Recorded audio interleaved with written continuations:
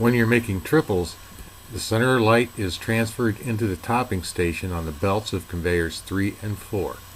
When the glass triggers this photo eye, the belts stop. The lifted cups do not contact the glass. There's actually an air gap between the bottom of the cup and the glass surface, so there's no friction to keep the glass in place when it's lifted. And for this reason, the glass is free to drift in any direction it chooses. If the glass drifts too far, it will come out from beneath the cup and be dropped. So ideally, we'd like the glass to transfer in as far past the cups as possible, and this creates a greater margin of safety.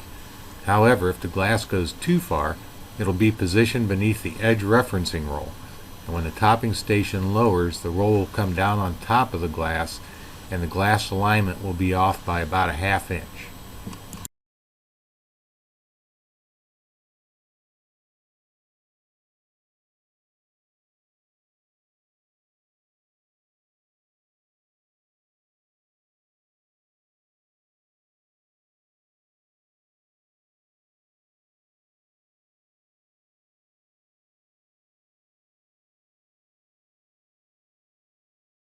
To control how far the glass travels after it triggers the photo eye, there's a parameter called the transfer timer.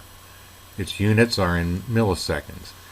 When the timer is increased, the glass will travel further, and if it's set to 0, the glass will stop as soon as the photo eye is tripped.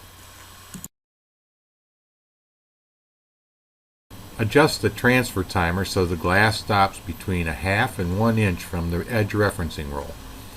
The closer the better, but the glass should never be underneath the referencing roll.